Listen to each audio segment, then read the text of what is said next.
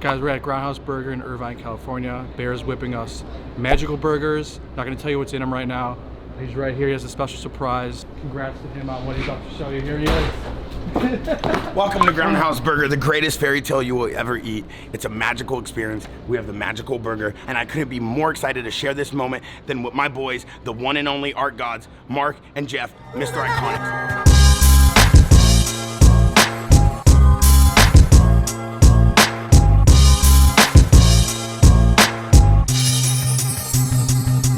I just landed my first front cover of a publication. Some of y'all might say, yo, he's too loud. Well, you're too soft. Some of y'all may say, he too crazy. Well, you too calm. This is a real publication, okay? So for all of you people out there talking about, I'm in Forbes, I'm on TV, I got a Netflix special, I'm on the goddamn cover of the Irvine Weekly. And I do this for real. I'm coming for the entire food industry. I'm not stopping here. 3 more concepts by the end of the year. I'm talking sushi maybe because I'm on a roll. I'm talking maybe a little dessert. Don't get it twisted. I like it fluffy. You know how I get down. I'm talking fish, filet Fridays. I already came for Ronald once. I'll come for your Fridays too. I made the flipping burger game cool. They used to clown about it. What are you gonna do when you get up? What are you gonna do when you grow? What are you gonna do for flip burgers? I said, absolutely, I'm gonna flip burgers. And then we gonna flip that tumble and take the bag back to the bank. We formulated a team of the most elite entrepreneurs in Southern California. Andy, step right up, no wait, no line. That's all you need to see.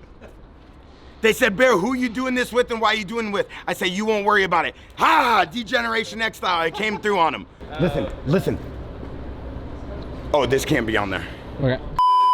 My guy's wearing my sister's jeans, they're so skinny. We're spreading like wildfire, but the one that can be contained and not be disastrous to the community. It's gotta fit the vibe of we're black and white and then the leaves. Half Sephora, half Beverly Hills Hotel. Get the girls turning heads, drop it low, shake it slow. Groundhouse Burger wins again. Next move. Oops. Think fast. I don't even care because I have trust in my team, because without trust, you're nothing. I trust in every single move that they make. So if I'm sick one day, or if I have the goddamn chicken pox and I'm covered in Skittles, I know that they're gonna execute. If you do not have a team that does not know how to execute, you are nothing. Because you are anything without nothing with your team, if you are something. What? Bro, what are you talking about, man? Wait till it's set up. Don't rush the setup. They're rushing the setup. I don't like that. Mark, why are you rushing the setup? First of all, you rushed wearing my sister's pants this morning. Those things are so tight. I don't even know how you get any oxygen to your feet. Bro, you look like a fucking meatball over there. Ha, yeah. This meatball's covered in Parmesan cheese and gets ordered every night for dinner, baby. Ah. I need everybody to bring out pinky rings. Out of mind, I be out of space. I can't relate if you don't love me, then why you hate? Out of sight, out of mind, I be out of space. I can't relate if you don't love me, then why you hate? Yeah. I don't feel what you say, yeah, but I really love a hater. Out of sight, out of mind, I be out of space. I can't relate. And here we go, just like that, the magical burger experience comes to Iconic. They think they create art, but I create art that you can eat. There's a difference. Look at this thing. 4 patties, 3 cheeses, 3 different sauces, all cultivated by hand, handcrafted, like the steel. What are you laughing at? That's a goddamn marshmallow avalanche. It's coming down slowly, but with force and with girth.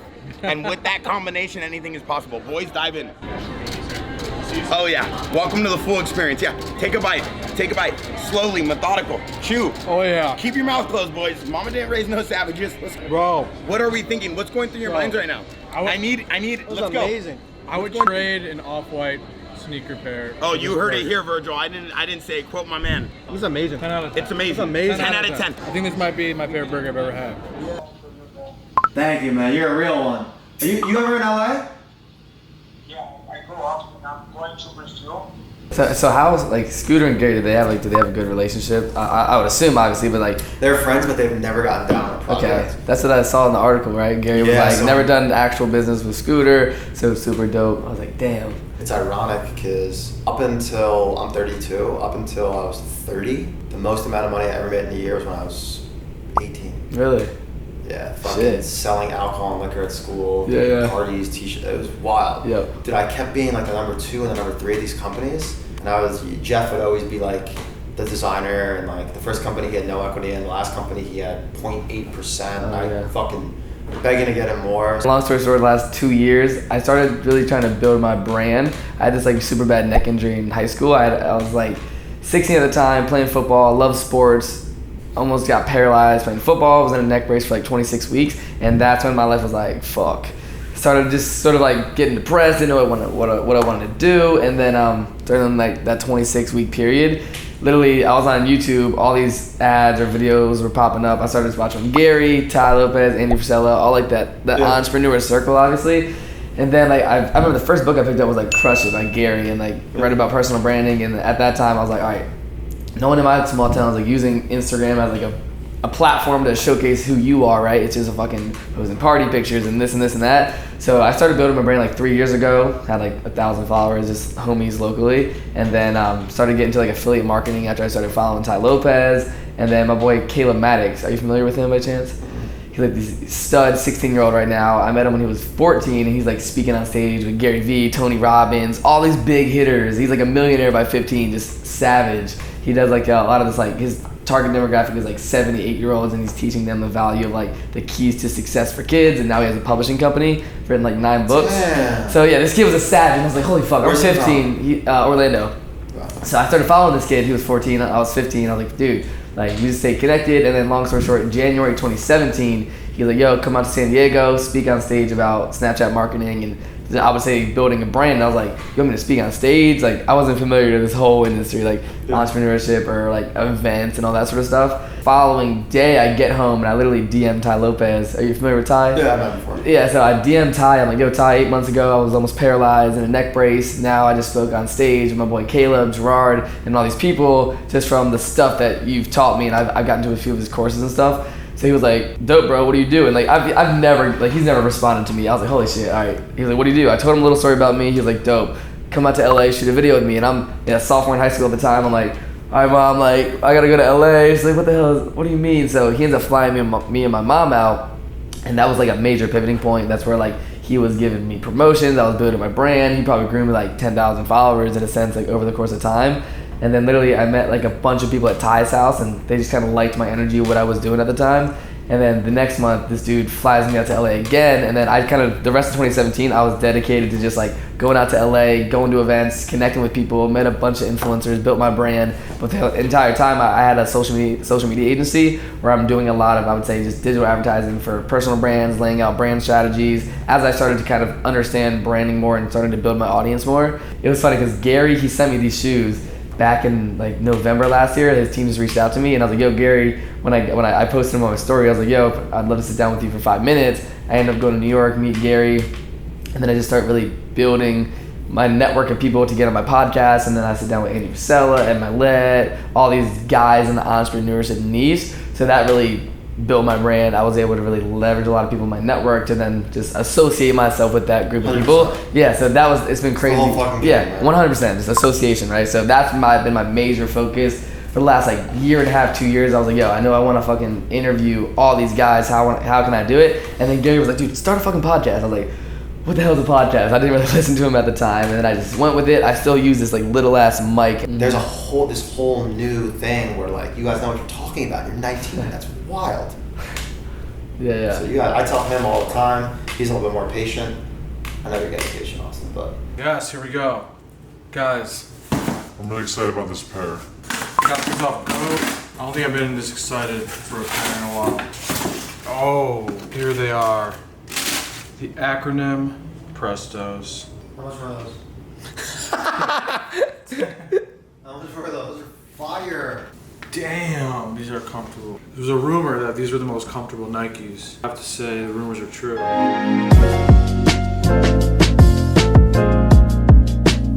My job as a manager, if I look at him and you have a Nike deal, I want it to be as narrow as possible. You want as many carve outs as possible. No headwear, no fucking jewelry, no art, no nothing. And then your job is to get you a fucking jewelry deal. And then when I say jewelry deal, you want to get a fucking necklace deal and a ring deal, not a jewelry deal. You want to fucking chop that shit up as much as possible.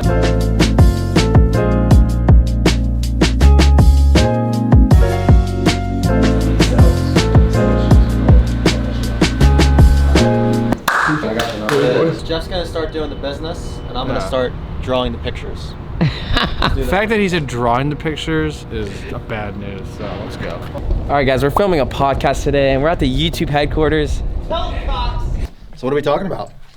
Talking about your origin story. All right. We going deep. Let's go. Art and then selling your art is a huge difference. I mean, there's millions and millions of artists that just paint and kind of design what they want, but they have no intent of what the market wants. And I think growing up and maturing and just having the ability to draw and paint so well, I was like, all right, well, now what? You know, what's next? And that's, what does the market want? Like, how do I sell my artwork? And I think it wasn't until I watched Gary and started learning the business more and kind of understanding the market and what people like that I started flipping my brain to like, okay, I think people are really like this, not like what I will like. It's a lot of meshing, you know, like pop culture, where the attention is. It was very calculated. You know, do you think entrepreneurs are born or made? I think they're born. You know, as we mentioned before, I've never had a real job. You couldn't pay me any amount of money to work for anybody else. For me, in my life, I think the same with Jeff. One of our pieces, it says follow your passion. I think you have to do something you're passionate about and something that you can put a lot of effort into. Because for you to win in anything in business, you have to put an insane amount of time to beat your opponents. So I think entrepreneurs are born, and I think people really get mixed up between talent and skill. You could be an entrepreneur and you can have talent, but to have the skill to execute, I am exponentially better at business than I was 6 months ago, than I was a year ago, than I was 3 years ago. So it takes a long time to really put in the time and the hours to become a skilled entrepreneur. But I think to be an entrepreneur, I don't think you could just one day just wake up and be like, oh, I'm an entrepreneur. You have to have that, you know, every entrepreneur that I know just has that infectious energy where they just attack problems differently than just other regular humans. I think entrepreneurship is almost like a disease. Like, I could not be doing this. I only could do this. Like how I mentioned, finding the passion and the effort. I just had to find something that I wake up every day early and I am exploding out of bed. I'm super excited.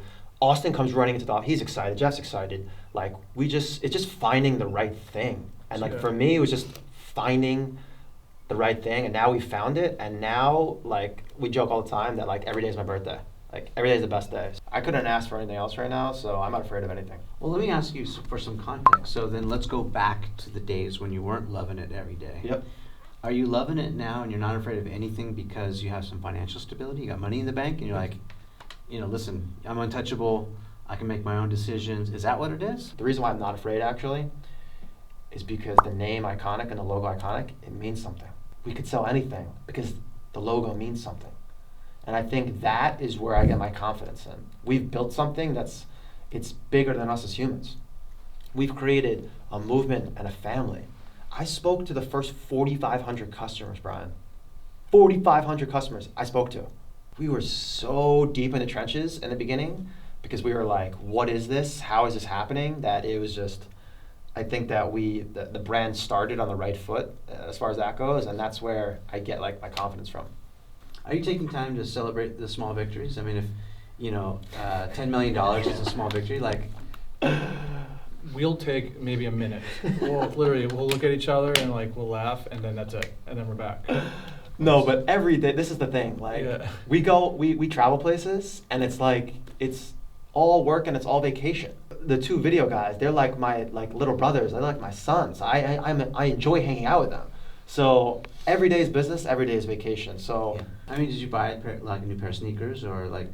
You guys had a windfall. You had a big success. Did you get a new car, or you no? We don't have. Nope. We don't have cars. Nope. We Uber. We Uber everywhere just because we just see it as a waste of time, and me and him can actually get stuff done in the car. We see it as a huge advantage, actually, especially living in LA. You know, it's 2 hours if we go to a meeting in Santa Monica. This is why we're not scared, because we're not doing like outlandish things. Yeah. We're not buying Lamborghinis. We're in this. We live in our office. It's a live work. We live there. So it's we keep the burn rate down low, and like, again, we're not passionate about like those things, like those material things. That doesn't drive us. It's hard to like be afraid when you're just like, this is what you wanted, and it's like, even if it doesn't work, like I still love creating art. I'm still gonna create art, and he loves business. He's still gonna be doing it one way or another. So it's tough to really just. There's always a way. That's what I've learned. Yeah. There's always a way to get it done. So we'll figure it out. Okay, it's a new day. It could be worse. I went and copped the ice creams, the all-white desserts. So when let things be. And non-reactive awareness is a big part of what I've learned from this. That's the way I live my life now, non-reactive awareness. So what that means is when something happens to me, no matter what it is, I'm aware of it, I don't immediately react. There was once a time where I would immediately react to everything, and whatever the emotion was in that moment, that's what you got. So if I get a text message, now, I purposely don't touch the phone. I sit for a second. Bullshit. I'm teaching myself not to be reactive. I'm in control. I'm not at the mercy of this thing. I'm not at the mercy of someone leaving a crappy comment on my YouTube channel.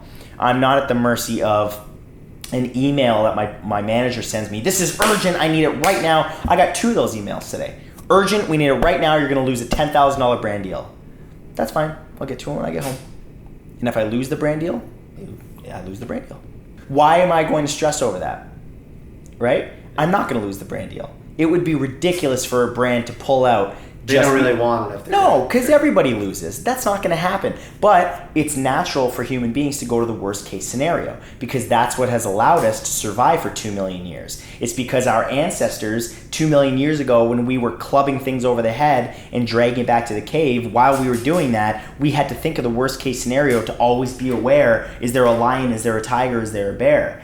We don't live in those times anymore. However, that part of our brain that's still looking for immediate threats still exists. But there are no immediate threats. Like, we're living like kings right now. We're in the best generation that's ever existed. We have the world's information in our pocket. We could Uber Eats food to us right now. We can have food magically appear on our doorstep. There is, unless you have a gun to your head, there's no immediate threat in your life. Nice apartment, glad you got it. Gucci sneakers with the matching wallet. Popping bottles like we alcoholics. Now you talking crazy. You so out of What's up, guys? It's Thursday. It's 1 o'clock. We're about to meet with Luis Garcia, aka Law of Ambition. Super savage story. Fellow East Coast guy, was in the army, drug dealer, crazy stuff happened with his family back in Philadelphia. Super excited to tell you the story. Stay tuned. Enjoy. I grew up in North Philadelphia, Puerto Rican. That's where everything started. I used to sell drugs. Then I joined the army. I love that you just come out and say that. That's good. You got it. Yeah. Keeps it authentic. 100%. Yep. Like, where did you get, like, from an intelligence standpoint, like, obviously you're street smart, but like all of this stuff, were you reading books? Was it just literally from the streets? Like, what was all from the streets. I don't read as much as people think I read at all. I probably read maybe 5-6 books in my entire life. Was it like a tough upbringing? Like, was it like crime? Like, did you come from like the streets? Yeah. Also, it was like that. That makes sense. Were you forced into the situation to the army? Was that like your way out? Like, why did you do that? So, when I first started, again, I was selling drugs for a little bit. There's not many people you can trust when you're in the streets. My brother and I were selling drugs for a bit. He got locked up. House got raided early in the morning, a few hours before or a few hours after I had left to go check up on my family because someone tried to kill my little sisters by setting the front door and back door on fire. So I left the house at like 1-2 in the morning, P. Wait, is that your brother? Yeah, it's my brother. What's up, bro? What's up? And a few hours after that. Can we slow this down real quick? Yeah. You're just like casually talking about some crazy shit right now.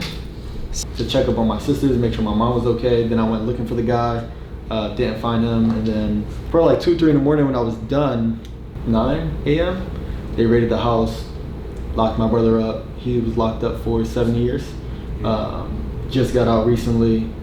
And when he got locked up, I was done. I was like, all right, well, there's no one else I can trust. I didn't go to school much because I stopped going to school to sell drugs to make money. We're making like, me personally, I was making pretty decent money every day before like lunchtime. So I was like, why the fuck am I going to school when I can just make this money and do whatever? Once he got locked up, it became a little bit more real for me. It was a little bit real already because of like situations I already been in, being shot at, getting robbed, chasing down people, whatever. But it became more real because it was my family. It might as well have been me. And I could have very well been locked up with him had I stayed in the house a few more hours and someone didn't try to kill my family. Yep. So it was crazy how that aligned. But it was a wake-up call. I went back to school. I got my diploma, joined the Army, left. You got your high school diploma? Got my high school diploma because I failed 11th grade twice, I think. Yeah, I made more money selling drugs than I did in the Army and doing anything else until I started like real business. Yeah, real business. Yeah, real business. I was like, oh well, shit. While being in the Army, just realizing that we don't fucking get paid as much as people think we get paid to take care of your family the way you want to take care of your family. It's a battle. It's like, what the fuck am I gonna do with $2,000 a month as the E4 specialist? Going through all that, I realized it fucking sucked anyway, and I wasn't getting paid enough, and I needed to do something to set up my future life out of the military, because I was like, all right, I'm done. I'm gonna fucking finish out my contract, go home, and fucking find something else. You're the first person that curses more than me. I like this. I like this. Hello, motherfucker. When I came on camera first, I was raw. I was cursing just like you. Yeah. And, you know, my family, you know, I come from a pretty conservative family, and they're like, stop cursing, blah, blah, blah. Right. And I was like, you know, fuck that shit. I'm just going to be who I am. And these guys really encouraged me just to be me. Yeah. Because when you're just you, then you don't have to plan for anything. We didn't plan this shit. We didn't care anything. We're just talking right now. And that's what people, it's like lying. If you lie, then you need to remember all these things. Yes. But if you never lie, you're not going to remember anything. Right. So like authenticity for us has been so key, and it creates a community where it's people can trust you. Yeah, people can trust you, and then I don't want anybody to like mildly fuck with me. Yeah. People either fuck with me or they're like, fuck this guy. Yeah.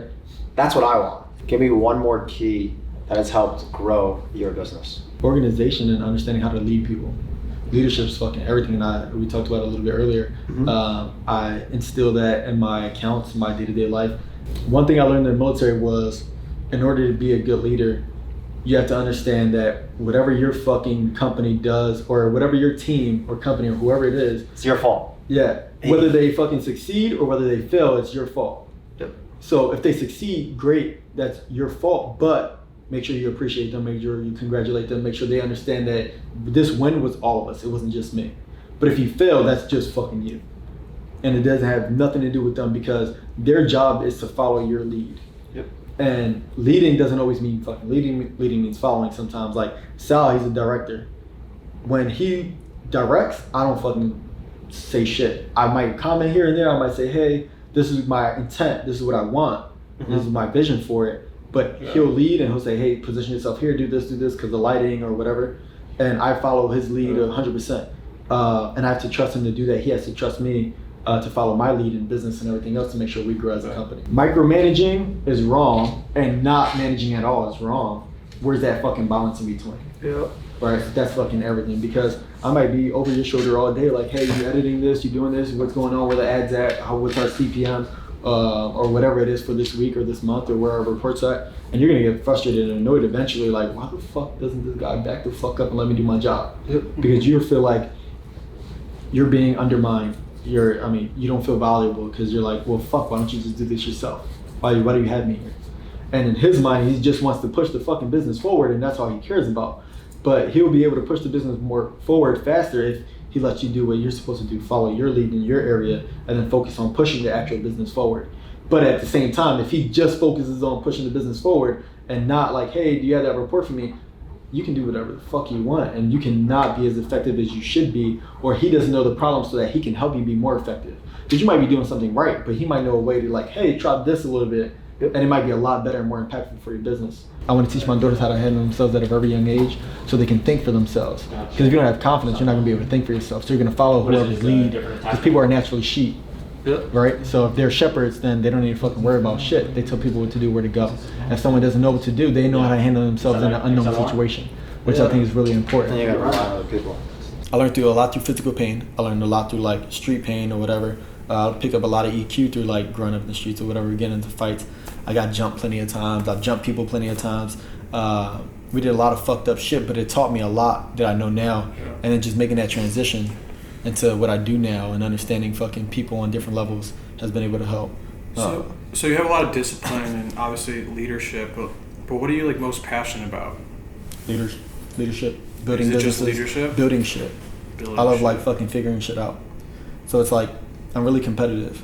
So again, it's because I grew up in a dog-eat-dog environment. Then I went into a bigger dog-eat-dog environment So now it's like jumping into the fucking entrepreneurship world is fucking cake, because it's not real. The stress that you guys feel or we feel like as entrepreneurs isn't fucking real. It's like this is fucking nothing. Like I was doing this shit while getting fucking going on a 72-hour mission or doing training or whatever. So it's like it's fucking nothing. People are like, oh, with the pressures of an entrepreneur and the stress of an entrepreneur, and it's like, do you know what it's like to get fucking blown up and not know where you're getting blown up from, or fucking anything, like getting shot at from a mountain? And it's like, okay, well, who the fuck shooting, where they're shooting at, whatever. And then trying to maneuver a team. But for the shit that I did go through, it taught me a lot about how to deal with stress, how to maneuver as a leader, make rapid, precise decisions. So when I do this shit, it's like, it's fucking nothing.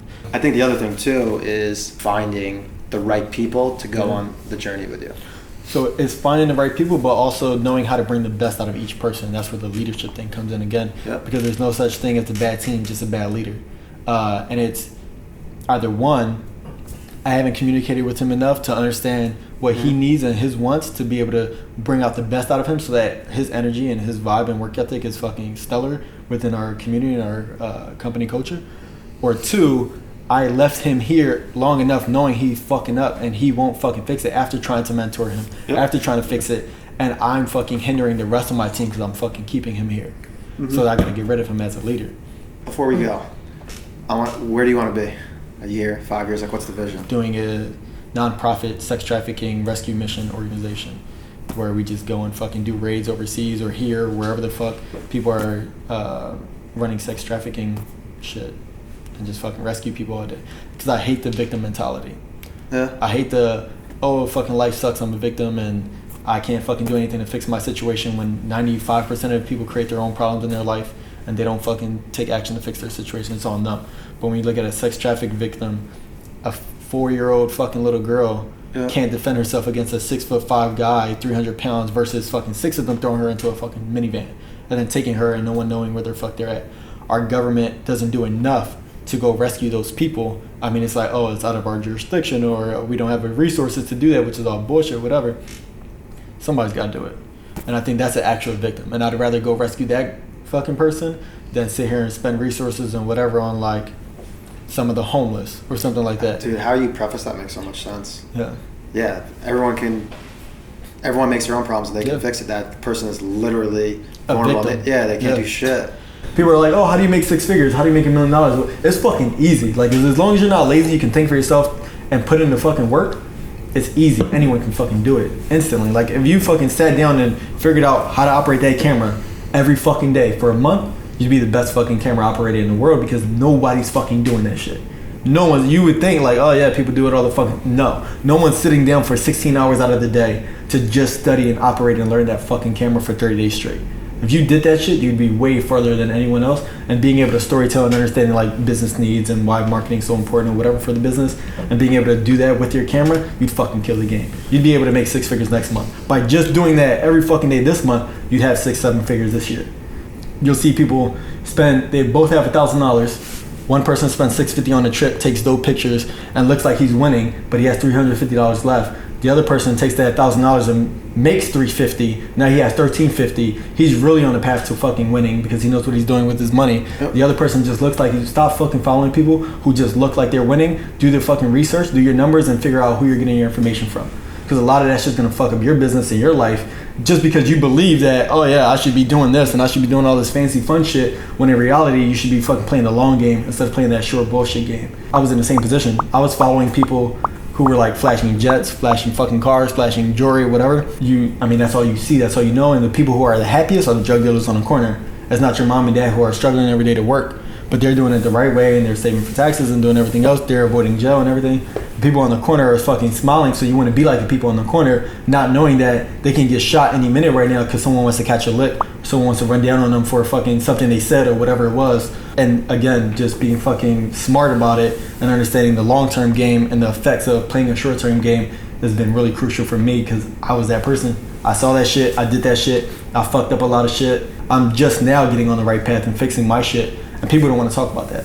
All right, guys, I hope you really enjoyed that episode. So comment of the week goes to my main guy, Raza. He asked how we get all these influencers in our episodes, and the answer is basically we started the brand DMing hundreds and hundreds of influencers.